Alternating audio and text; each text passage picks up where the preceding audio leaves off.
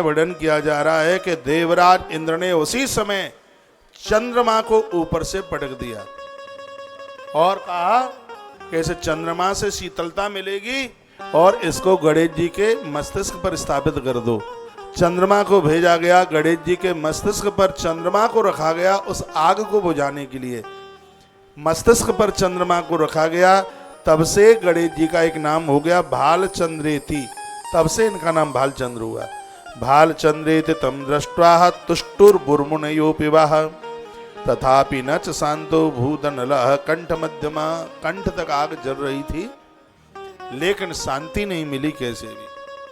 राक्षस अनलासुर गणेश जी के पेट में है, पेट निकल गया बाहर, राक्षस के द्वारा जलन होने लगी और कैसे भी शांति मिल नहीं रही थी। तो ततो ब्रह्मा ददौ सिद्धि बुद्धि मानस कन्यके।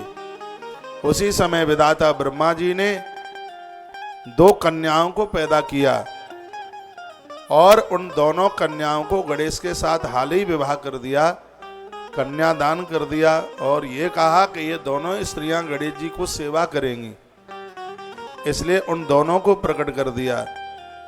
लेकिन कहीं कोई शांति नहीं मिल रही थी। ग्रंथ में वर्णन किया है कि बिना अग्नि की साक्षी में, बिना भामर पड़े, बिना विवाह पद्धति के आप किसी स्त्री को स्वीकार नहीं कर सकते।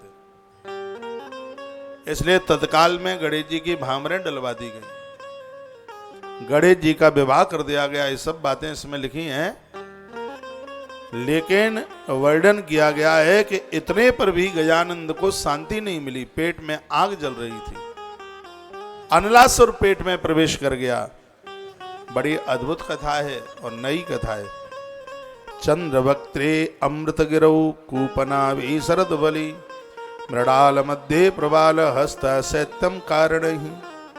पुराण वेता वर्णन करते हैं कि अब सब सोच रहे थे, विचार कर रहे थे, अब क्या करें क्या करें। उसी समय आकाशवाणी हो गई। सुनिए, आकाशवाणी ने कहा, देवताओं, जिस समय सागर समुद्र का मंथन हुआ था तो अमृत पीते पीते कुछ बूंदें धरती पर गिर गई थी और उस अमृत की बूंदों से क्या हुआ था, दूर्वांकुरई, उनसे अमृत की बूंदों से दुर्वा प्रकट हो गई और तुम गणेश जी के ऊपर अमृता इव दूर्वास्ते प्रत्येकम त्यक्तम विंसति, तुम गणेश जी के ऊपर दुर्वा चढ़ाओ, उससे गणेश जी को शांति मिलेगी। ये आकाशवाणी।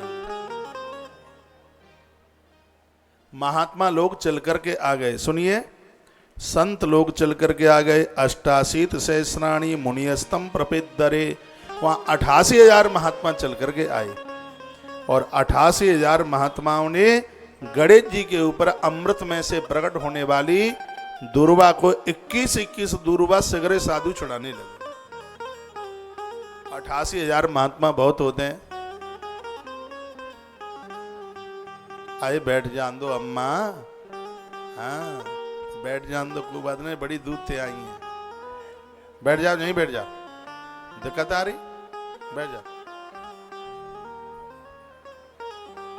अम्मा जो करी आगे नहीं बैठोगी।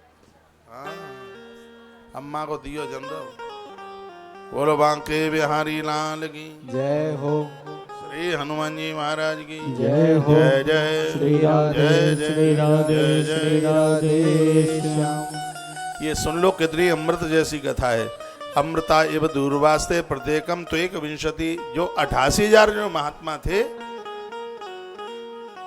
उधर से मन निकलो, इधर से निकलना, ये तार बार निकल जाते हैं सब, यहां से निकलो। 21 दूर्वा वो 88,000 महात्माओं ने गणेश जी के ऊपर चढ़ाना शुरू कर दिया। तो वाच च मुनीन देवान मत पूजा भक्ति निर्मिता मैती स्वल्पका वापी वृथा दूर्वांग करो बिना। दूर्वा चढ़ाते ही गणेश जी को आराम मिलने लगा। गणेश जी की जो जलन थी वो समाप्त होने लगी। अब ये आपने सुन लिया दूर्वा कैसे प्रकट हुई। सागर का मंथन हुआ, अमृत निकला था। तो अमृत के कलश में पद्म पुराण में लिखा हुआ है, जब अमृत के कलश को भगवान नारायण ने देखा तो नारायण की आंख के आंसू अमृत कलश में गिरे, तो उसमें से भगवती तुलसी मैया प्रकट हो गई। लेकिन जब देवता उस अमृत को पी रहे थे तो कुछ बूंदें धरती पर गिरी, उसमें से अमृतमयी दूर्वा प्रकट हो गई, दूब प्रकट हो गई उसमें से। गणेश जी को जलन हो रही थी पूरे शरीर में। 88,000 महात्माओं ने जैसे 21 दूर्वा चढ़ाई, तो इसमें लिखा दूर्वांकुरैर्नखश्च तेजस्वासो प्रसन्ना गजाननः। भगवान गणेश जी प्रसन्न होने लगे, उनकी जलन खत्म होने लगी। जो अंदर पेट में जो घुसा हुआ था अनलासुर, वो शांत होने लगा। बिना दूर्वांकुरै पूजा फलम केनापि नाप्यते, तस्मा दुसस्त भक्तोस्तौ रेखा बाप्यैक विंशति। अब ये सुन लो ध्यान से। भगवान गणेश जी अति प्रसन्न हो गए, देवताओं को कहने लगे कि मैं इस राक्षस को मार डालूंगा, तुम चिंता मत करो, लेकिन मेरी कुछ बातें हैं, बस सुन लीजिए। कहा भक्ति पूर्वक मेरी जो पूजा आपने की है, और भगवान गणेश कहते हैं कि दूर्वा चढ़ाकर अल्प पूजा थोड़ी सी भी यदि मेरी पूजा कर लेता है तो उसकी पूजा कभी वृथा नहीं जाती। और जो दूर्वा नहीं चढ़ाता है गणेश जी पर, पूरे जीवन भर वो गणेश की पूजा करता रहे, गणेश जी कहते हैं कि मैं उस पूजा को बिल्कुल स्वीकार नहीं करता। क्योंकि दूर्वा से उन्होंने अनलासुर की आग की दाहकता को उसको बुझा दिया। गणेश जी ने यह वरदान दे दिया है कि जो मेरे ऊपर दूर्वा चढ़ाएंगे उनके ऊपर मैं अति प्रसन्न होऊंगा। दूर्वांकुरों के बिना की गई पूजा का फल किसी को भी नहीं मिल सकता, ऐसा देवर्षि नारद इंद्र को बता रहे हैं। श्लोक बोले देता हूं। बिना दूर्वांकुरै पूजा फलम केनापि नाप्यते। हम ये पवित्र व्यासपीठ से बोल रहे हैं कि बिना दूर्वा के गणेश जी की गई पूजा बिल्कुल फल भी नहीं देती। इस बात को कोई नहीं काट सकता, क्योंकि ग्रंथ में ये बात लिखी हुई है कि बिना दूर्वांकुरै पूजा फलम केनापि नाप्यते। बिना दूर्वा के, हाँ दूर्वा का अभाव है तो समी पत्र चढ़ा दीजिए, दूर्वा का अभाव है तो समी पत्र चढ़ा दीजिएगा। मैं निवेदन करना चाहूंगा कि कभी आपको भगवान के लिए मंदिर बनवाना है, सिंहासन बनवाना है, तो समी की लकड़ी का सिंहासन बनवा लें आप, आनंद हो जाएगा। समी का अच्छा सा सिंहासन। आनंद की बात यह है कि इस पर सभी देवताओं को जगह मिल जाएगी। समी में अग्निदेव प्रकट है। समी की लकड़ी को हाथ लगाते ही पाप ऐसे जलते हैं जैसे आग के अंगारे को छू करके देह जलती है। तो समी की इतनी बड़ी मेहमान यदि मिल जाए, देवदारू की लकड़ी का, चंदन की लकड़ी का और समी की लकड़ी का बनाया गया मंदिर, ये बड़े अपने आप में प्रभावशाली है, भारी प्रभावशाली है। दूर्वांकुरों के बिना की गई गजानंद की जो पूजा है, भगवान गणेश जी उसको बिल्कुल भी स्वीकार नहीं करते, एक पॉइंट में भी नहीं करते। समझ लो। अब कहोगे हम तो अभी तक करते रहे, अब क्या करें? अभी तक पता नहीं था, अब मालूम पड़ गया है। जब तक मुझे नहीं पता था तब तक मैं भी तो गणेश जी को बिना दूर्वा के पूजता रहा, लेकिन जब पता लगा है तब से नित्य गजानंद के ऊपर दूर्वा चढ़ती है। सालराम भगवान की पूजा तुलसी के बिना बिल्कुल नहीं होती, तुलसी पत्र के बिना। अब आप कहोगे अब ना हो तो चांदी के पंच धातु के तुलसी के पत्ते बन जाते हैं, वह बनवा लो। चांदी की दूर्वा भी बन जाती है, हाँ ऐसी लंबी लंबी वो बना देते हैं, तो अभाव में उसके द्वारा पूर्ति कर ली जाती है। समी के पत्ते भी बन जाते हैं, भावना की ही तो बात है।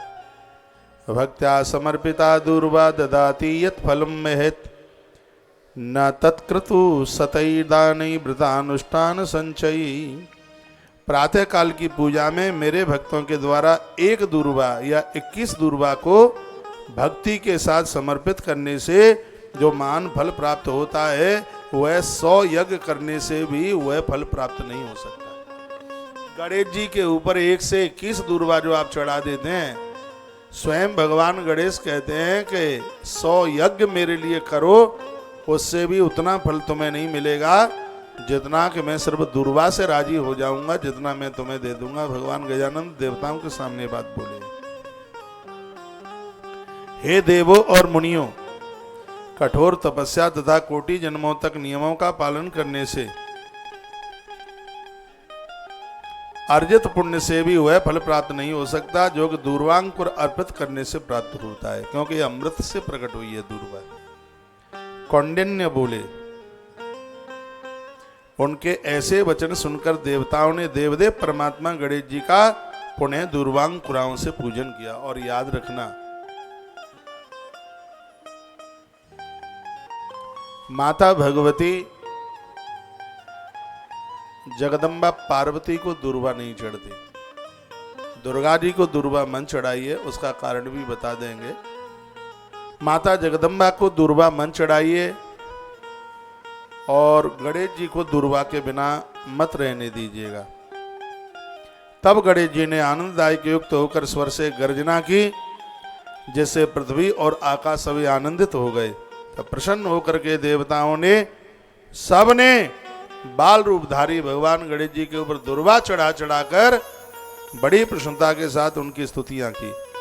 और क्या किया, वहीं गणेश जी के लिए मंदिर, भगवान श्री गणेश जी ने अपने पेट में ही उस निशाचर अनलासुर को समाप्त कर दिया।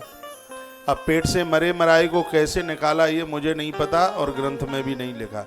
ये गणेश जी जाने के पेट में ही पड़ा रहा कि बाहर निकाल दिया, क्या हुआ उसका ये वो जाने, मुझे नहीं पता। लेकिन गणेश जी ने उसका उद्धार कर दिया, आत्मकल्याण कर दिया। और ये दूर्वा का ये बड़ा प्रभाव रहा। वर्णन किया है कि देवताओं ने गणेश जी के लिए सुंदर मंदिर बनवाया, अच्छा मंदिर बनवाया और गणेश जी को एक रूप से वहां स्थापित किया। वर्तमान समय में ये स्थान विजयनगर के नाम से जाना जाता है। अब तहसील जिला तो मुझे पता नहीं है, लेकिन अपने देश में ही है विजयनगर, इसको विजयनगर के नाम से इसको जानते हैं। वह गणेश जी ने सभी के विघ्नों को दूर किया है। वह विघ्नहर्ता गणेश जी के नाम से वह मंदिर आज प्रख्यात है। महात्मा कौंडिन्य बोले, मैंने तुमको इस प्रकार दूर्वा का संपूर्ण महात्म हे देवी बताया। इसका श्रवण करने तथा इसका पाठ करने से सभी पापों का नाश हो जाता है। जो दूर्वा प्राकट की कथा सुनते हैं, इसके श्रवण मात्र से भैया सगरे पाप जल जाते हैं। हे प्रिय, अब मैं तुमको एक प्राचीन कथा और सुनाऊंगा। कौंडिन्य महात्मा इतने खुश हो रहे थे। घड़ी का कांटा भाग रहा है। 1 बजे यूट्यूब चैनल अब तो चालू हो गया है। तुलसी तपोवन यूट्यूब चैनल पर जुड़कर समग्र कथा का आनंद ले लीजिए। एक सूचना छोटी सी मैं आपको दे दूं, गरुण पुराण और वायु पुराण की जो कथा हल्ला बोल है, इससे मत चूक जाना। जीवन भर पैसा रुपया पैसा कमाते रहेंगे, लेकिन यह सौभाग्य प्राप्त नहीं होगा। जिस तरीके से वृंदावन में वेदी पूजन चला है, ऐसे ही वेदी पूजा और आपके निमित्त भगवान प्रभु श्री गदाधर प्रभु को निमित्त बनाकर आप पहुंचेंगे तो अच्छी बात है। नहीं भी पहुंच पाएंगे तो जजमान आप होंगे और आपका प्रतिनिधित्व भगवान प्रभु श्री गदाधर नाथ कर रहे होंगे। 2 कार्यक्रम हैं, पहले है गणेश पुराण, पहले है गरुण पुराण और उसके बाद में है वायु पुराण। तो दोनों आयोजनों से जुड़कर किसी भी प्रकार से 2 की व्यवस्था नहीं है तो एक से तो जुड़ ही जाना, चाहे पहले से जुड़ जाना चाहे दूसरे से जुड़ जाना। और मैंने 17 महीने में ये अनाउंस किया है, जो कथा के जो जजमान बने हैं उनको तो मैंने ये भी बोला है कि अभी आपके पास सहयोग राशि की व्यवस्था नहीं है तो उसको जब आपसे व्यवस्था बन जाए उसको तब कर देना, क्योंकि बाद में पैसा पूसा आता रहेगा। लेकिन मुझे नहीं लगता कि ये कथाएं दोबारा लौट करके आएंगी। वायु पुराण पहली बार कहूँगा। गरुण पुराण का मेरा कोई प्रोग्राम था नहीं, क्योंकि पता ही नहीं था कि हम गया जी जाएंगे। जब श्री गया जी का प्रोग्राम निश्चित हो गया तो फिर गरुण पुराण की कथा को भी निश्चित कर दिया। मैं पहली बार श्री गया जी में गरुण पुराण की कथा करूँगा, जो पूर्वजों के लिए, पुरखों के लिए इससे और बढ़िया अमृत दान नहीं हो सकता। आप जो आ सकें आप वहाँ आप अवश्य में पधारिए, आप जरूर आइएगा। और ना आ पाएँ तो टेलीविज़न के माध्यम से संपूर्ण दोनों कथाओं का आप आनंद लाभ प्राप्त करें। दोनों कथाएं हल्ला बोल होंगी। और एक बात का मैं और आपको निवेदन कर रहा हूं, जो आप पोथी वहां के लिए बिठा रहे हैं एक भी ऐसी एब्सेंट पोथी नहीं होगी जिसकी पोथी न बिठाई जाए। ये मेरे ऊपर आप भरपूर विश्वास करना। कुछ हमें ब्राह्मणों की अभावता दिख रही थी तो सोच रहे थे कि आज से पोथियों का अनाउंस बंद कर दें, क्योंकि ब्राह्मणों की पूर्ति नहीं होगी तो फिर कैसे होगा। लेकिन हमारे पास पुनः काफ़ी और ब्राह्मणों की व्यवस्था हो गई है, क्योंकि तुलसीवन आश्रम के लिए आचार्य ब्राह्मण कभी मना ही नहीं कर सकते। मैं भगवान की व्यासपीठ पर बैठा हूँ, गणेश पुराण मेरे सन्मुख रखा है और गणेश पुराण पर मैं हाथ घुमा रहा हूँ। यदि यहाँ पर चंद जितनी भी पोथी हो जाएं, आप विश्वास करना एक भी पोथी की एब्सेंट नहीं होगी, सबकी पोथी बैठेंगी। कितनी भी हो जाएं, आप पहुंचे तो और आप ना पहुंचे तो।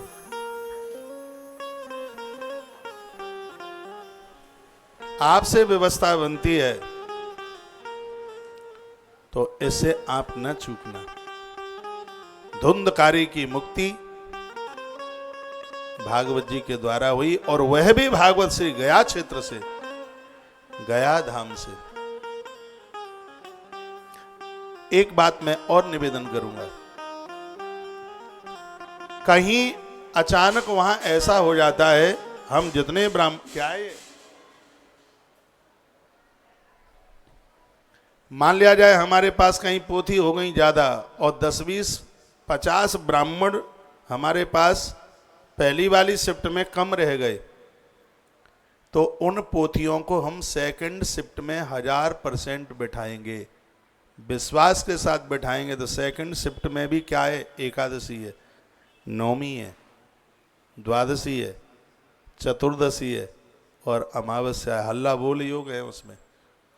लेकिन अब ये ना सोच लेना कि हम घाटे में रह गए, हमने तो पहले ही लिखा दिया। श्राद्ध के हर दिन का अपने आमे में तो है, चाहे आपकी पहले वाली में है चाहे दूसरी वाली में है। ये बात मैंने इसलिए बोल दी है कि बाई चांस कहीं ऐसा हुआ कि पोथी हो गई ज़्यादा और हमारे पास ब्राह्मण उस समय अवेलेबल नहीं हो पाए, तो अनुष्ठान के लिए हमारे पास 8 दिन और भी तो हैं। तब तक 28 तारीख आ जाएगी, तब तक तो हम पूरे हिंदुस्तान के ब्राह्मणों को बुला लेंगे। दिक्कत क्या होगी, पोथी 1000% बैठेगी। हम भगवान की व्यासपीठ से ये सत्यता के साथ वायदा करते हैं, एक भी पोथी एब्सेंट नहीं होगी। ये मुझे पता है आप पोथी के लिए 11,000 रुपया कैसे निकाल रहे होंगे। मेरा जन्म एक गांव का है, एक साधारण परिवार से हूँ। ये मैं सब दिक्कतें और परेशानियां ये मैं जानता हूँ। ये हमें पता है कि किसान लोग डीजल लेने के लिए, ट्रैक्टर में डीजल भरवाने के लिए तो माताएं कान के कुंडल उतार के दे देती थी, कहा इनको गिरवी में रख दो, खेत बंजर नहीं रहने चाहिए। ये मैंने देखा है, बहुत करीबी से देखा है कैसे कैसे व्यवस्था होती है। और आज के इस महंगाई के युग में बड़ा मुश्किल है, आप आए या आप ना आए, हर जजमान की पोथी बैठेगी, एक भी एब्सेंट नहीं होगी। पोथी का रजिस्ट्रेशन आपको तब मिल पा रहा है, ऐसी व्यवस्था बनाई है क्योंकि पैसा न लिया जाए तो हम ये सब परिणाम भोग चुके हैं। एंड टाइम पर आके मना कर देते हैं, फोन करें कह देंगे जी हम तो पता लगा रहे थे, हमने पोथी बिठाई थोड़ी ही थी। इतना नुकसान आश्रम का हुआ है कि पूछो ही मत। मैं संस्था को 2 रुपए का फायदा ना दे पाऊं तो नुकसान तो ना कराऊं। पिछले साल दुनिया भर के ब्राह्मण गौशाला में बैठा दिए, सगरे हॉल भरे, पूरे बैठे। जब उनको संपर्क किया कि आपकी पोथी बैठ गई, आपका पैसा नहीं आया, अरे जी हम तो पता ऐसे ही पता लगा रहे थे, हमने बिठाई, रजिस्ट्रेशन दे दिया, सब कुछ दे दिया। तो अब के बार ऐसी व्यवस्था, अब यहाँ से इतना ब्राह्मण ले जाया जाए, इतना खर्चा है। 1500 रुपये में तो टिकट है ब्राह्मण की आने जाने की, इतने महंगी वहाँ की व्यवस्थाएं। और फिर आप एंड टाइम पर ये कहते जी हम तो ऐसे ही पता लगा रहे थे। तो पोथी का पैसा आपको अग्रिम जमा करके तब आपको रजिस्ट्रेशन मिल रहा है, लेकिन आपकी पोथी 10,000%, उसमें कोई भी आप सोचने की बात न रखिएगा कि हम पहुँचेंगे नहीं तो बैठेगी कि नहीं बैठेगी। हम आपके कल्याण में लगे हों, लेकिन हमारी ही दुर्गति हो जाए तो ग्रंथ पढ़ करके आदमी इतना बड़ा अपराध नहीं कर पाएगा। पोथी एक एक पोथी बैठेगी। गरुड़ पुराण की कथा के लिए जैसे यहाँ वेदियां बनी हैं पूजा में, ऐसे ही वहां पर वेदियां बनेंगी। वेदियों का पूजन आपके निमित्त होगा। उसमें पोथी नहीं है, उसमें एक कथा है जो मैं मुंह से बोल रहा हूं। इस कथा के द्वारा एक व्यक्ति भी सुधर गया तो उसका पुण्य आपको इतना मिलेगा कि तराजू नहीं लगाया जा सकता। कथा का मतलब है सैकड़ों कन्यादान करने का पुण्य। तो आप गरुड़ पुराण के लिए, वायु पुराण के लिए आश्रम के नंबरों पर कांटेक्ट संपर्क करते हुए अपना नामांकन करा के और आप रजिस्ट्रेशन नंबर ले लें। यह सौभाग्य आपको प्राप्त हो जाए भगवान की कृपा से, ईश्वर की कृपा से। तो आश्रम के सभी नंबर चालू हैं। आश्रम के नंबरों पर कांटेक्ट करते हुए यह मौका, यह सौभाग्य कमा लीजिएगा। बहुत बहुत धन्यवाद। दोनों चैनलों पर बहुत लंबी तादाद में आप सुन रहे हैं। 19 तारीख को गणेश पुराण कृतवास रामायण का यहाँ बहुत बड़ा भंडारा है। भगवान की कृपा से 19 तारीख को बहुत बड़ा भंडारा है। उस भंडारे में भी आपका थोड़ा थोड़ा सहयोग लेके, अनंत चतुर्दशी का भंडारा है, बहुत बड़ी बात होगी। सुबह से ही चालू हो जाएगा क्योंकि मुझे 19 तारीख को ही श्री गया जी के लिए निकलना है, तो बहुत जल्दी उसको शुरू कर देंगे। तो उसमें भी आप, मैं कल बोल दूंगा, बता दूंगा उसकी आहुति का, उसका सहयोग के लिए। लेकिन अभी आप श्री गया जी के लिए अपना नामांकन करा लीजिएगा क्योंकि अब टाइम कम ही रह गया, 4 दिन से ही रह गए। आश्रम के सभी नंबर चालू हैं। आश्रम के नंबरों पर कांटेक्ट कर लें और आइए एक छोटा सा भजन, 1 बज गया होगा, एक छोटा सा भजन समर्पित कर दें गजानंद भगवान को। संकट हर लो मंगल कर दो प्यारे शिव गौरा के लाल, अब विनती सुन लो गणपति।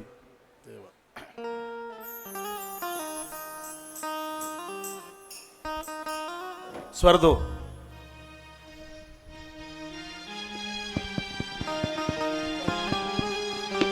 अच्छा लगेगा। मेरा मन डोले, मेरा तन डोले। तर्ज ताली।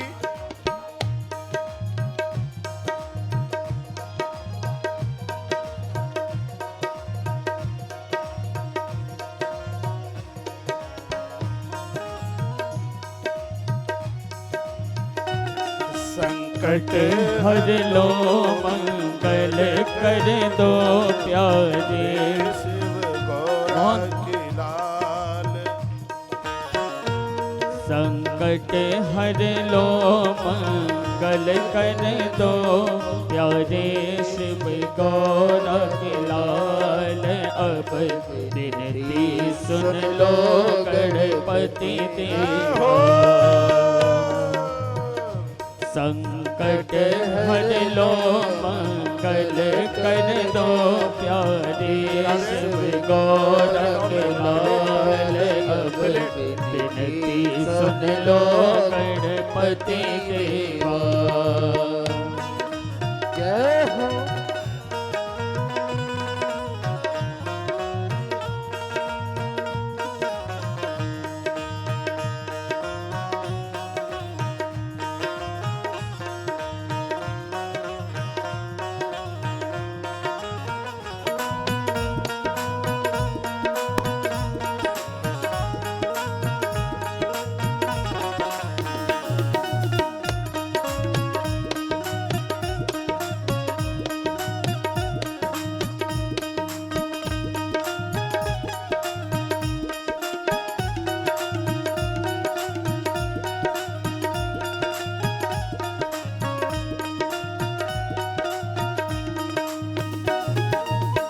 तुमको ना बतलाए तो हमें अपनी किसे सुनाए। तुमको ना बतलाए, अब विनती सुन लो गणपति देवा। जय हो।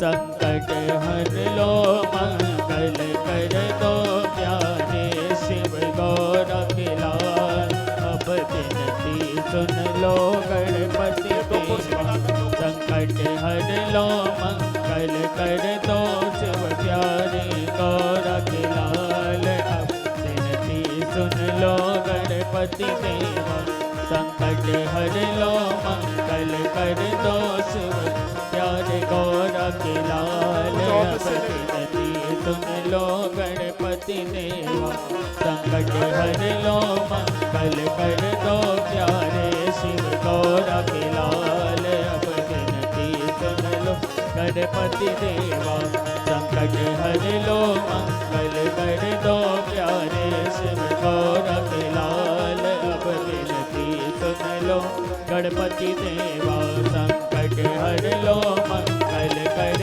दो प्यारे शिव गौरव लाल। अब विनती सुन लो गणपति देवा, संकट हर लो मंगल कर दो प्यारे शिव गौरव लाल। अब विनती सुन लो गणपति देवा, संकट हर लो मंगल कर दो प्यारे शिव गौरव लाल। अब विनती सुन लो गणपति देवा, संकट हर लो मंगल कर दो प्यारे शिव गौरव लाल। अब विनती सुन लो गणपति देवा, संकट हर लो मंगल कर दो प्यारे शिव गौरव लाल। अब विनती सुन लो गणपति देवा, संकट हर लो मंगल कर दो प्यारे शिव गौरव लाल।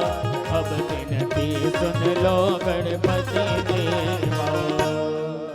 बोलिए गजानंद भगवान की जय हो, श्री हनुमंत बलवंत महाराज की जय हो, बांके बिहारी लाल की जय हो। परम कल्याण में गो माता की जय हो। नमः पार्वती पतये हर हर महादेव। जय जय श्री राधे जय श्री जय राधे जय श्री जय। राधे श्याम।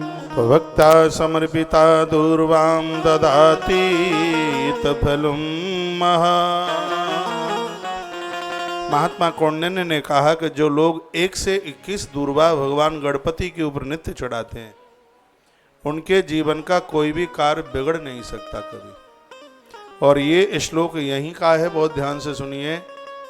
यदि कोई गणेश जी की पूजा करता है और पूजा के समय उसने गजानंद को दुर्वा नहीं चढ़ाई, तो चांडाल का मुख देखने से जो अपराध लगता है, गणेश की पूजा करते समय दूर्वा न चढ़ाने वाले का मुख चांडाल के मुंह के देखने के बराबर उसका अपराध हो जाता है।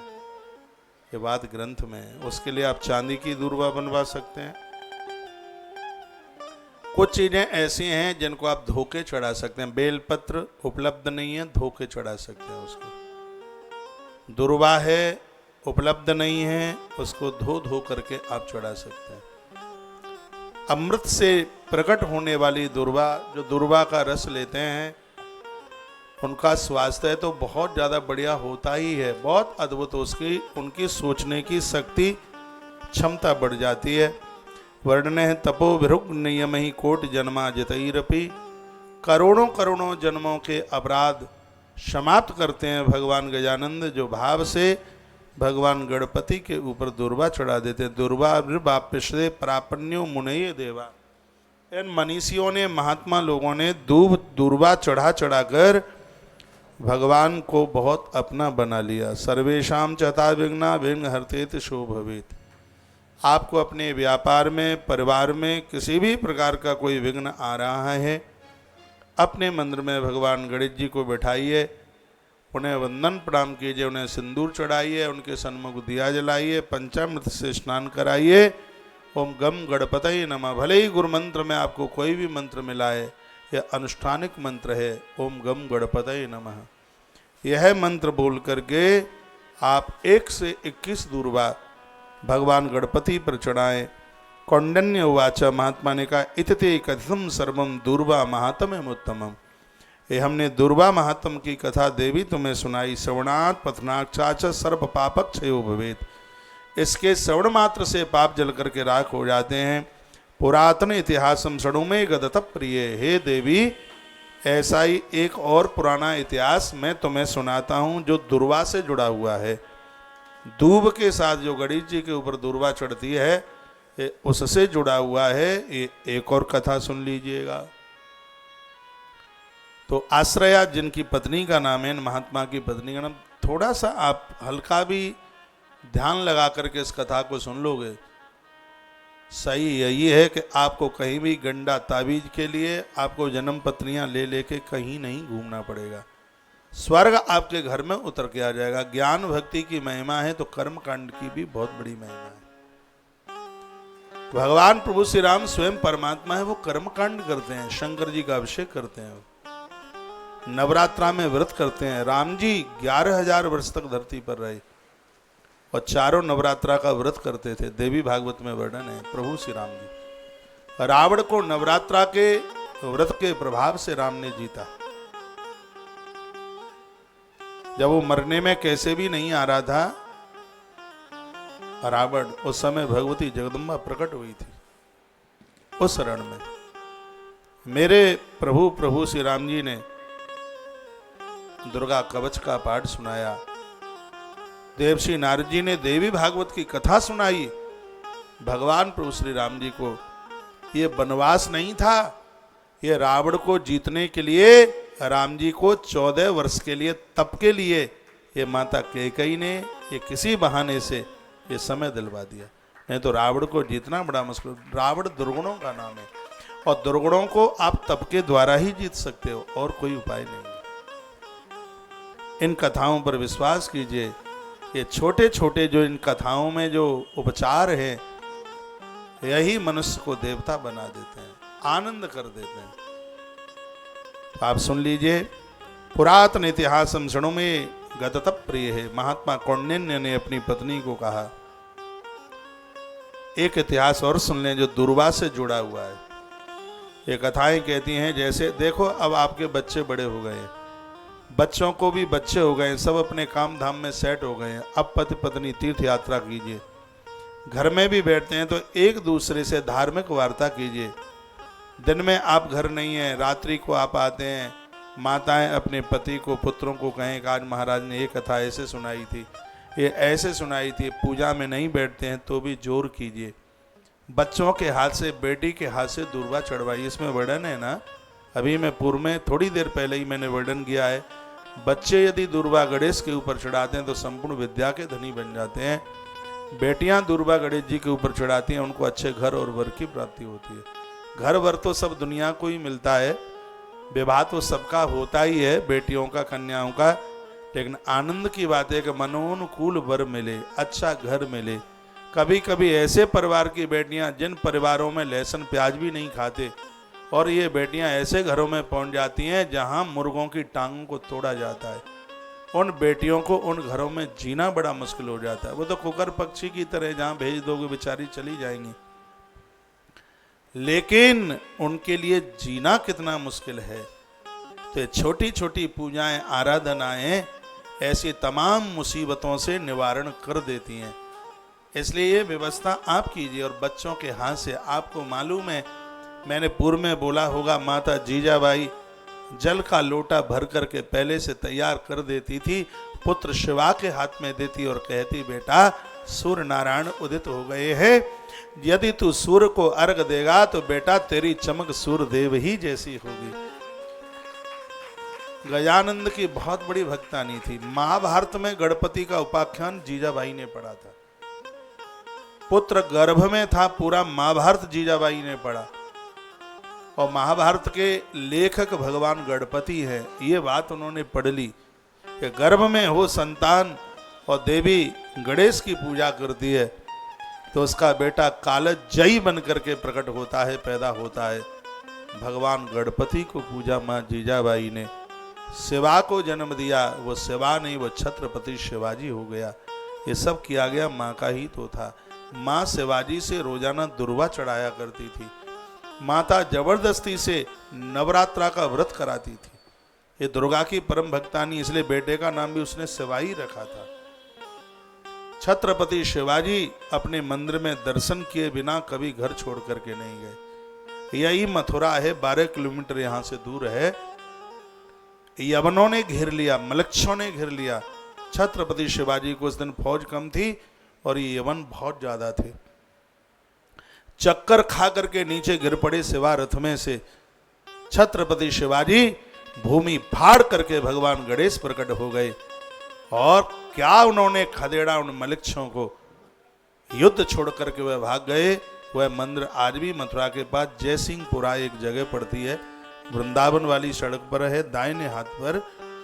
और छत्रपति शिवाजी के प्राण बचाने के लिए भगवान गजानंद प्रकट हुए हैं।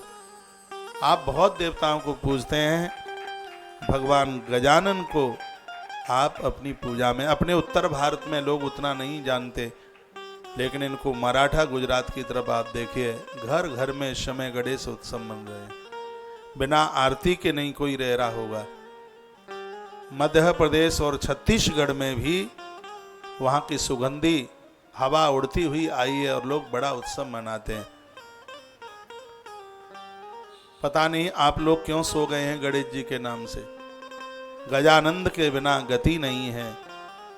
संपूर्ण देवताओं में सबसे पहले भगवान गणपति पूजे जाते हैं, जिनके लिए वर्णन किया है कि श्रवणात् पठनाक्ष गणेश की कथा सुनो या सुनाओ, सर्व पाप प्रमुच्यते। इन कथाओं को सुनने से पाप जल के राख हो जाते हैं। घर में बच्चे कमाने धमाने को हो गए हैं, घर बहुओं ने संभाल लिया है। आपने बहुत मेहनत की है, आपने बहुत काम किए हैं। अब आपका जो वानप्रस्थ जीवन, 55 के बाद अब आप वानप्रस्थी ही है, 60 के बाद तो पक्के ही हैं। यह इतना सा जीवन आपने परिवार को दे दिया। आप 60 साल के हो गए, हाल ही हो गए, पता भी नहीं लगा। अब ये बचा खुचा जीवन है। अब मेरे कहने से तो नहीं होगा, नहीं तो मैं कह दूंगा तुम 200 साल जी जाओ, लेकिन वह तो प्रकृति का अपना काम है। फिर भी जो बचा खुचा जीवन है, अब ये भगवदीय कार्यों के लिए हो जाए, अच्छे कामों के लिए हो जाए। गली में कहीं मठ मंदिर है, सुबह शाम जाइए, थोड़ी देर वहाँ सुकून से बैठिए। अभी हाथ पांव काम कर रहे हैं, एकदम बैठे मत रह जाइए। सुबह घूमने को भी जाते हो तो भगवत नाम उच्चारण करते रहे। और एक ऐसा मैं यहाँ से मंत्र बता देता हूँ जिसको आप बिना नहाए भी बोल सकते हो। वर्णन है पद्म पुराण में, भगवान शंकर जी ने कहा, पार्वती ने पूछा, भगवान ऐसा कोई मंत्र है क्या जिसको चलते फिरते घूमते बैठते खाते पीते और चाहे जब नाम ले लिया जाए, स्नान भी न किए हों, बासे मुंह से आंख में कीचड़ लगा हो। मैया बोली है पद्म पुराण में, मैंने बोला होगा पद्म पुराण की कथा में, ऐसा कोई मंत्र हो जिसमें जीव की गति उद्धार हो जाए। कोई पढ़ा लिखा नहीं है, निरक्षर है और उससे तो नहीं जपना आता, तो कोई ऐसा उपाय है क्या जिस नाम का उच्चारण करने से जीव का कल्याण हो जाए। शंकर जी की आंख में आंसू आ गए, नेत्र द्रवीभूत हो गए और कहने लगे, हे देवी, मेरे इष्ट का ऐसा एक नाम है जो लोग राम राम राम राम राम उच्चारण करते हैं उनको गति मिलती है, जिंदे रहने पर उनको सकून मिलता है, उन्हें शांति मिलती है। मैं दोनों हाथ उठा करके कह रहा हूँ, राम राम एक ऐसा नाम है जिसको सूतक पातक भी नहीं लगता। मुर्दा आगे चलता है, लोग पीछे चलते हैं, राम राम सत्य है, राम राम सत्य है बोलते हुए जाते हैं। भगवान महाकाल के लिए भस्म, मुर्दे की भस्म चढ़ाई जाती है। जो भी कोई उस भस्म को लेने को जाता है वो राम राम राम राम का उच्चारण करता है। राम का नाम तो एक ऐसा नाम है जिसको तो किसी भी प्रकार का सूतक पातक ही नहीं लगता। सुबह आप जागते हो, चलते फिरते, बाग बगीचों में, पार्क में आप सुबह घूमते हैं, घूमना चाहिए। 20 मिनट सुबह 20 मिनट शाम को घूमोगे, डायबिटीज तुमसे दूर खड़ी रहेगी। धनिया पाउडर का हल्दी डाल करके, थोड़ी सी मेथी डाल करके उसमें आप काढ़ा बना करके आप पीते रहोगे, डायबिटीज आपको छू नहीं पाएगी। दालचीनी का काढ़ा बना करके पीते रहोगे, जीवन में कभी हार्ट अटैक नहीं पड़ेगा। पैरालाइसिस जैसी बीमारियां नहीं हो सकती। हफ्ते में 15 दिन में एक बार उबलते हुए दूध में लहसुन की गांठें डालकर लहसुन को बाहर निकाल दो, दूध पी लो। 8 दिन में एक बार कर लो। रोज लियोगे तो फिर आपको आदत पड़ जाएगी, फिर तो तुम लहसुन खाना शुरू कर दोगे। तो आप 8 दिन में एक दवाई के तौर पर ये सब चीजें ले लें, आपका रक्तचाप नहीं बढ़ेगा, कभी ब्लड प्रेशर हाई नहीं होगा। ये चीजें, ये आयुर्वेद का आप आनंद नहीं ले पा रहे। स्वस्थ रहने के लिए इतनी बढ़िया सुंदर सुंदर किताबें महात्मा वाग्भट ने, अष्टांग हृदयम कितना अद्भुत ग्रंथ, चरक की संहिता, चरक संहिता, दालचीनी का काढ़ा, खरबूजे के बीज जो लोग लेते हैं, जिनकी बाईपास सर्जरी हुई है, वो जरूर लें उसको। यह आपके स्वास्थ्य के लिए इतना बढ़िया है, कभी भी कोई भी आपकी वंश नहीं रुकेगी, इतना स्वास्थ्य को लाभदायक है। धनिया, मेथी और हल्दी, इसका काढ़ा डायबिटीज के मरीजों के लिए किसी वरदान से कम नहीं है। मैं बहुत बार पूर्व में मैं बोल चुका हूं, इंसुलिन की पूर्ति करता है, वो जो इंजेक्शन लगाए जाते हैं पूर्ति के लिए छूट जाएंगे। सुबह शाम आप थोड़ा घूमते रहें, स्वास्थ्य के लिए बहुत लाभदायक है। मैं आपका बढ़िया स्वास्थ्य के लिए मैं भगवान से कामना करता हूं। आपका स्वास्थ्य ही ठीक नहीं होगा तो फिर आप कथाएं सुनेंगे कैसे, आप बैठेंगे कैसे, आप कैसे तीर्थ यात्रा कर पाएंगे। तो सच तो यही है कि मैं आपकी बहुत चिंता करता हूं। एक बात बोलूं मैं आपको, विश्वास कर लेंगे, आपके बच्चों से ज्यादा मैं आपकी ज्यादा फिक्र करता हूं। हो सकता है आपकी संतान इतनी फिक्र आपकी ना करती हो जितनी फिक्र मैं करता हूं। यहां भी आप आते हैं, रात्रि को मैं 12:30 बजे किसी बच्चे को बोल रहा था कि एक बार गेट पर जाकर के देखो। कल मैंने आके देखा है, मैं नोएडा से 11:15 बजे लौटा, गाड़ी बाहर खड़ी थी और ये अफसर लोग गेट नहीं खोल रहे थे। देखो, मैं 12:30 बजे बोला हूं, देखो बाहर कोई गाड़ी तो नहीं खड़ी है, कोई बेचारे बाहर तो नहीं खड़े हैं, और ये तो साहब लोग गेट खोलेंगे नहीं। तो एक बार जाकर के देख लीजिएगा। रात की बात, आज रात की बात मैं कर रहा हूं, कल की। कोई ऐसे अभाव में जिसको गद्दा ना मिला हो, कोई जगह ना मिला, एक बार देख लो, जगह बहुत छोटी है। ये आश्रम मेरे विद्यार्थी काल में बना हुआ है, मेरी पढ़ाई चल रही थी, लेकिन उस समय ये बना तब हाथी का पाम था, बड़ा कठिन काम था। आश्रम छोटा है लेकिन दास का दिल बहुत बड़ा है। अभी हमारे सामने आप ही आए, मैं यहाँ से सारे में बोल रहा था, मैंने इधर से बच्चे को भेजा, एक इधर को भेजा कि कहीं 2-4 कुर्सियां मिल जाएं तो लाके। ये कथा तो टीवी पर भी सुन ले जाए, और सुनते ही है, लेकिन यहाँ पहुँचना होता है। एक हृदय में ये भी भावना होती है महाराज जी को मिलेंगे, 2 बातें उनसे करेंगे। ये बिल्कुल सत्य है। मैं आपके घर पहुँचता हूँ, आपको बहुत खुशी होती है, आपके आगमन पर मुझे भारी प्रसन्नता होती है, बहुत खुशी होती है। मैं अभिभूत होता हूं, मैं गदगद होता हूं। 17वां महीना चल रहा है कथा को, दिन कब निकल रहे हैं, आज 497वां भी दिन पूरा ही हो जाएगा। कब समय निकल गया। इस व्यासपीठ से बहुत बातें कही गई, आपने बहुत सुनी, चाहे स्वास्थ्य को लेकर, चाहे परमार्थ को लेकर, चाहे समाज को लेकर, बेटियों को लेकर, बेटों को लेकर, बहू को लेकर, सासू माँ को लेकर, माताओं को लेकर, माता पिता को लेकर, किसी को छोड़ा नहीं। इनमें से कुछ बातों को भी यदि हृदय आत्मसात किया है तो सच बात यह है कि मृत्यु लोक में भी हम वैकुंठ जैसा आनंद ले रहे होंगे। अपने आप को फालतू मन छोड़िएगा, मशीनों को बंद कर दिया जावे, 1 आध महीना ना चलाया जाए तो उसमें जंग काई पकड़ ले और वो खत्म हो जावे। गाड़ियां ना चलाइए, आप पंखा ही ना चलाइए, वो खुट खुट खुट खुट खुट खुट करता है। एसी ना चलाए 2-4 महीना तो वो काम ना करे। तो जब शरीर से काम ना लोगे तो फिर ये कैसे काम करेगा। पहले अभी तक आपने संसार परिवार के लिए काम किया है, अब आप अगल बगल में कहीं मंदिर है, थोड़ा वहाँ जाइए, कोई सहयोग की ज़रूरत है वो कर दीजिएगा।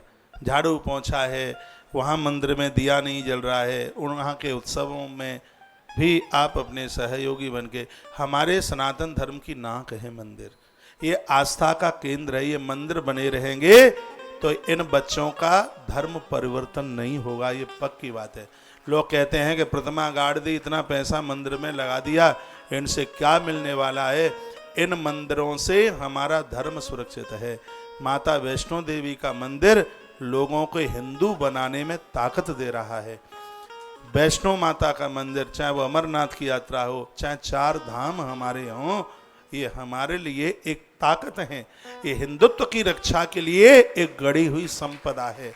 ये आपको मानना पड़ेगा। ये सब ना हो तो आज का युवान बिल्कुल बहक जाएगा। ये साधु महापुरुष ना हो, आपके ये धार्मिकता की आपकी योग्यता ना हो, तो इन बच्चों को फिसलने में कोई देर नहीं लगेगी। ये सब हमारी युवान पीढ़ी को ये रोकने में, इनको समझाने में, इनको हिंदुत्व के लिए गढ़ने में ये मठ मंदिर एक बहुत बड़ा काम कर रहे हैं। आपके अगल बगल गली में उत्सव में तो आनंद तो आता ही है। कल रात को हम एक छोटा सा ही तो उत्सव मना रहे थे। माता भगवती राधा रानी का अभिषेक किया, छोटे छोटे गुरुकुल के बच्चे नाच रहे थे। मुझे अपना बचपना याद आ रहा था इनको देख करके। आप सब अभिभूत हो रहे थे। सबको 56 भोग का प्रसाद मुद्रा के रूप में, कुछ पैसा बधाई के रूप में प्राप्त तो हो ही रहा था। तो ये आनंद नहीं तो और क्या है। और हम ऐसे आनंद के साथ ढलते हैं तो ये जिंदगी बोर नहीं, ये जिंदगी हमें विभोर कर देती है, आनंद दे देती है। तो जैसे भी आप जुड़े रहें ईश्वर से जुड़कर अपने बच्चों को। मैं एक दिन किसी कथा में बोला था, आप कोई 11 की कथा सुनते हैं, आजकल वैभव लक्ष्मी की कथा बड़ी चलती है और लोग सुनते हैं उसको, तो ये अपने बच्चों से सुनिए, बेटे से सुनिए, बेटी से सुनिए। उन बच्चों को बोल देना, बेटा मेरा चश्मा कमज़ोर हो गया, दिखाई नहीं देता। वैसे चश्मे वालों को बहुत मोटा मोटा दिखता है। बच्चों को बोल देना दिखता नहीं है, बच्चों से कथा सुने। इसका असर उन बच्चों के ऊपर, इसका भारी असर होगा। हम लोगों को हिंदुत्व की बड़ी चिंता है। आज हिंदुत्व के पीछे पूरी दुनिया पीछे पड़ी है। आज भारत को पानी में देखा जा रहा है। देश का नाम है, भारत का नाम है, तो लोगों को अच्छा नहीं लग रहा, बढ़िया नहीं लग रहा। हमारे धर्म को समाप्त करने के लिए धन खर्च किया जा रहा है, हमारे धर्म को समाप्त करने के लिए पैसा खर्च किया जा रहा है, और आप लोग इस बात को समझने को तैयार नहीं है। ये लोग क्रॉस कंठ में लटकाते हैं। इन लोगों की दाढ़ी इतनी लंबी होती है। आप अपने बच्चों को चोटी का ज्ञान नहीं दे सकते, आप अपने बच्चे के माथे पर चंदन नहीं लगा सकते, आप अपने बच्चों के कंठ में रुद्राक्ष नहीं पहना सकते। अरे हमें तो लाज आनी चाहिए। हम हिंदुत्व को क्या दे पा रहे हैं। हमारे पूर्वजों ने, हमारे संत महापुरुषों ने कितनी मेहनत की थी ये इन ग्रंथों को बनाने में, इन संस्कारों को देने में, और उनको आज कुचेला जा रहा है। ऐसा बिल्कुल मत कीजिए। बच्चों का जन्म होता है, जन्मदिन मनाया जाता है, गौशालाओं में जन्मदिन मनाइए, गौ माता के पास जन्मदिन मनाइए। तो ये सब असर उन बच्चों के पास होगा। किसकी मजाल होगी कि हमारी गौ माता को कोई काट के बता दे, कभी हो नहीं सकता कभी। लेकिन ये संस्कार आप देना ही नहीं चाहते। आप इतने कंजूस हो गए हैं, आप बच्चों को कुछ देना ही नहीं चाहते। ये दीजिए, बच्चों का ख्याल रखिए, उन्हें गौ माता का दूध पिलाइए, उन्हें अच्छा भोजन बना करके उन्हें खिलाइए। ये फालतू की चीजें, बाजारू चीजें, इनसे परहेज कीजिएगा। आपका बेटा गणेश की तरह चमकेगा। एक बार करके तो आप देखिए। और कथाओं के साथ साथ इन चीजों में मेरा बड़ा उत्साह है, मेरा बड़ा लगाव है और मेरी भारी दृष्टि है। इस बात के ऊपर मैं तो यह चाहता हूं कि राम सिर्फ अयोध्या में नहीं, राम देश के घर घर में राम होना चाहिए। राम क्या है? जहां राम की मर्यादा है, जिस घर में, हर घर में सीता हो, हर घर में राम हो, हर घर में कौशल्या जैसी सासू और हर घर में जानकी जैसी बहू हो, तो पुनः राम राज्य उतर करके आवे, तब तो आनंद होगा, तब आनंद होगा। और आप चाहेंगे तो ये सब हो सकता है। आप चाहेंगे तो ये सब हो जाएगा। मैं लौटाकर आपको उसी कथा में लेके आ रहा हूं। श्रवणाद पठमाक्षाच, कथा सुनते हैं या सुनाते हैं, इसका परिणाम है कि इससे अपराध जलते हैं, वही मनस्यता खत्म होती है। कथाएं सुनकर के दुर्विचार समाप्त होते हैं। जो सोच अच्छी नहीं है वो समाप्त हो जाती है। ये कथा का प्रभाव है। वो रत्नाकर की तो बात आपने सुनी है, जो आदि कवि बन गए, उन्होंने कथा ही तो सुन ली थी नारद के मुख से, और कथा ऐसी सुनी कि वाल्मीकि भय ब्रह्म समाना। इतनी हत्याएं करी, 3 करोड़ तो जनेऊ इकट्ठे हुए थे, इतना लोगों को मारा, लेकिन एक तत्क्षण के प्रवचन ने रत्नाकर को महर्षि वाल्मीकि बना दिया।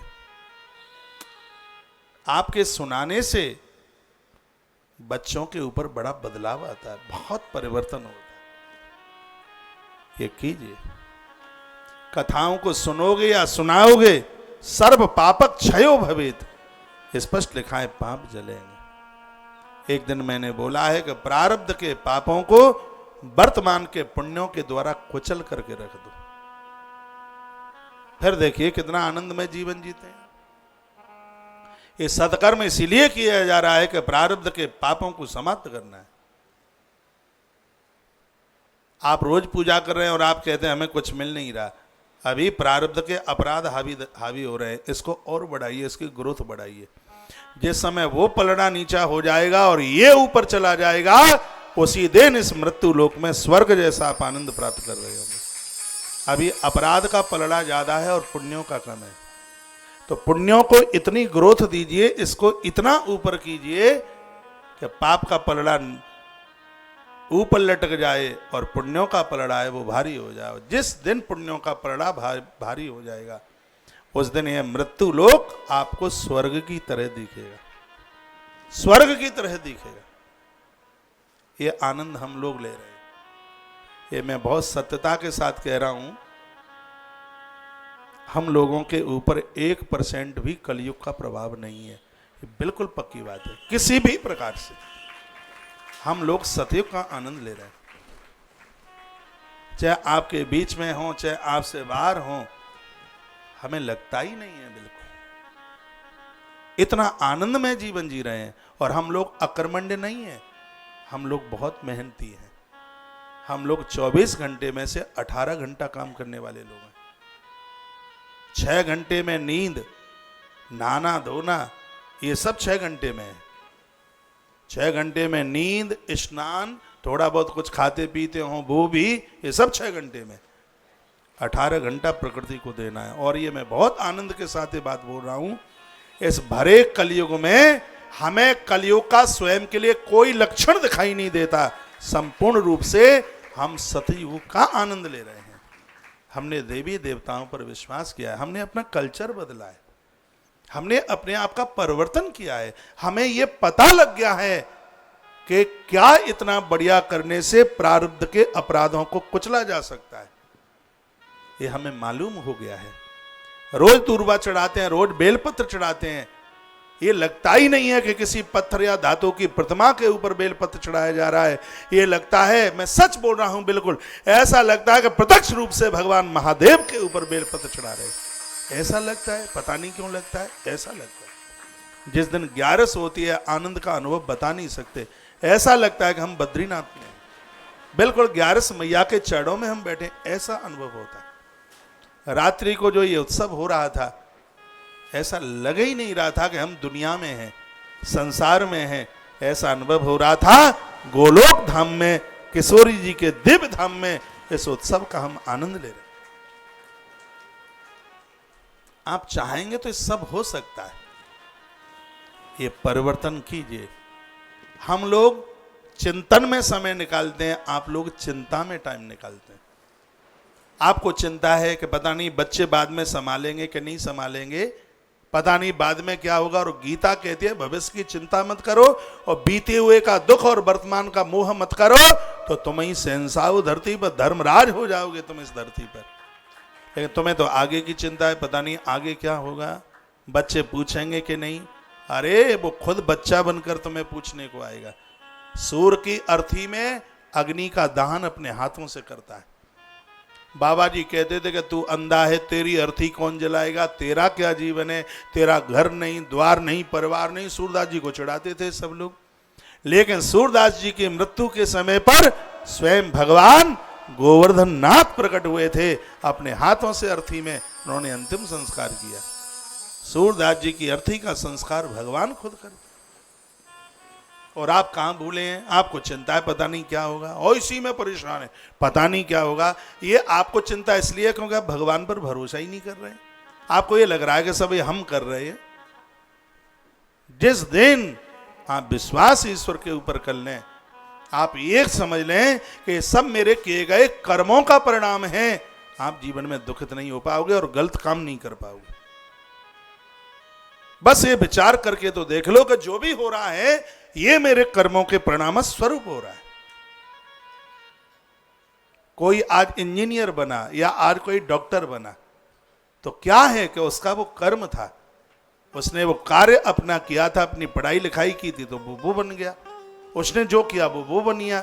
जो गरीब बन करके जी रहा है उसके कर्मों को ताकत नहीं मिली, जो अमीर बन करके जी रहा है उसने अपना ऐसा कार्य कर दिया, उसको फतेह हो गई, उसको मार्ग प्रशस्त हो गया। तो आप किसी को उलाना नहीं दे सकते, कर्मों पर विश्वास करने वाले बनिए। हम गीता में निष्काम कर्म योग पढ़ते हैं, कर्म कीजिए, कर्मों से चिपकिए मत बिल्कुल भी। कर्म करें, कर्म करने में आप स्वतंत्र हैं, लेकिन फल चाहने में आप स्वतंत्र नहीं है। फल भगवान के ऊपर छोड़ दीजिए ना। यहां का पिता खुश होकर बच्चों के ऊपर खुश होकर कितना माला माल बना देता है। गड़ी हुई सोने की पोटलियां भी दे दे कि बच्चे ने ज्यादा सेवा करी है, इसको ये भी दे दो, ये भी दे दो, एक प्लॉट यहां दे दो, एक प्लॉट वहां दे दो। ये संसार का बाप जिसके साथ रिश्ता 50-40 साल का है, वो अपनी संतान की इतनी चिंता करता है, तो ऐसे ईश्वर के साथ तो रिश्ता अलौकिक रिश्ता है, उसके बन जाइए, वो हमारी कितनी चिंता करेगा। लेकिन दुर्भाग्य इस बात का है कि कीड़े मकोड़ों का सबका बन जाते हो, लेकिन जिसका बनना चाहिए उसका हम कभी भी बनने को तैयार नहीं हो पाते, इसलिए दुख का कारण है। महात्मा कौंडिन्य कहते हैं, दुर्वा से जुड़ी हुई एक बड़ी सुंदर कथा सुनाते हैं। कस्मिचित समय देवी सुखासीनम गजाननम नारदो मुनिरभ्यागा दृष्टुम तम बहुबासरई। कहा देवी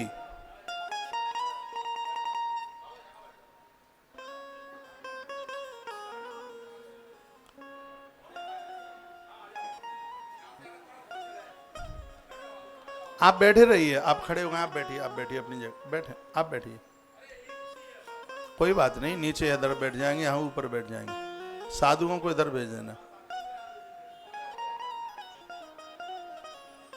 थोड़ी ज्यादा ही जगह कम सी है। बोली भक्त वत्सल भगवान की जय हो, श्री हनुमान जी महाराज की जय हो। ये दूरवा से जुड़ी हुई कुछ अद्भुत कथाएं, 2 बजे कथा को विराम दूंगा, 20 मिनट और हमें दे दें आप। क्या? कोई बात नहीं, आप बैठें, जहां मिल जाए जगह वहां बैठें।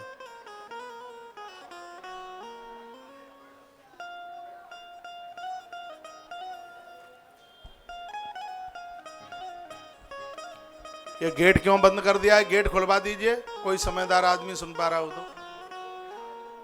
गेट बंद करवा दिया, श्रोता ना आए इसलिए।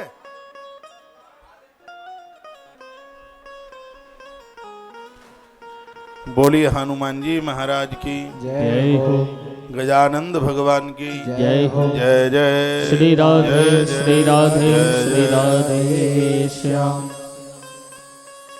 ये बड़ी मलूक कथा है, सुन लें। और मैं सोच रहा हूं कि 2 बजे तक ये प्रसंग पूरा हो जाए दूरवा वाला, तो कल से फिर और कोई बढ़िया सुना दे। कस्मिन् समये देवी सुखासीनम गजाननम नारदो मुनिरभ्यागा दृष्टुम तम बहुबासरे। एक बार देवर्षि नारद जी घूमते घूमते भगवान गणपति के पास पहुंच गए। साष्टांग प्रपत्य वही प्राण सार्थका जनु, लंबे होकर साष्टांग होकर नारद जी ने गणेश जी को प्रणाम किया। गणेश जी ने बैठने को जगह दी, आसन दिया। वाराणसी की बात थी। वाराणसी में गणेश जी हैं ढूंढीराज, उनकी कथा आएगी, है ढूंढीराज, बड़े अद्भुत गणेश हैं, प्रत्यक्ष रूप से बात करते हैं। जब भी कभी विश्वनाथ का दर्शन करने को जाओ तो दो देवताओं का और दर्शन करना, एक है माता अन्नपूर्णा और एक है ढूंढीराज।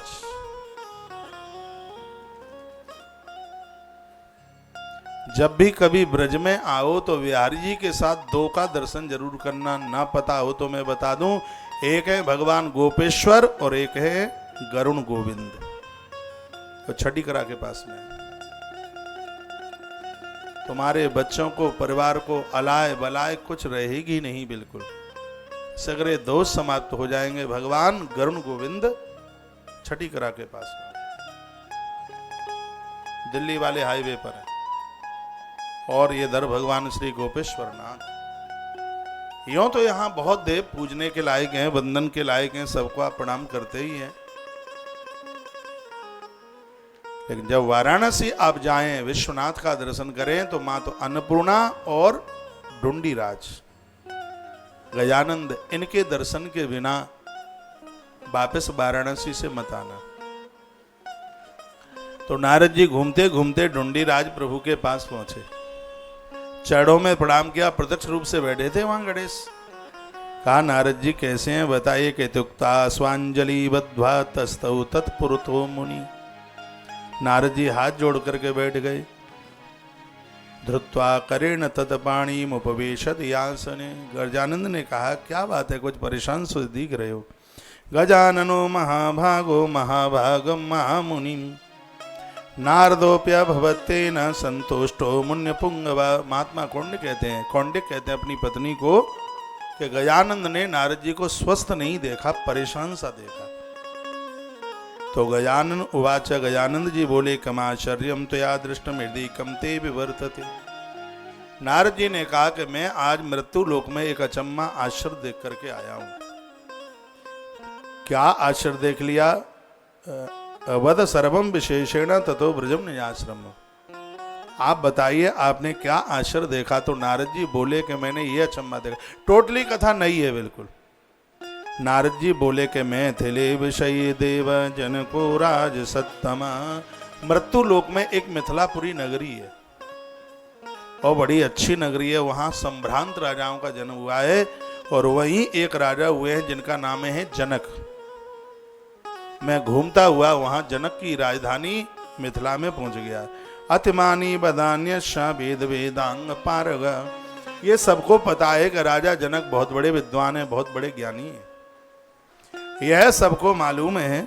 अन्नदान रतो नित्यम ब्रह्माणा पूजयत। सो ये आदमी कुछ करता धरता है नहीं और इसके खजाने में अन्न की कोई कमी नहीं है, पैसे की कोई कमी नहीं है, धन इतनी प्रचुर मात्रा में है। और मेरा आज वहां अपमान हो गया है।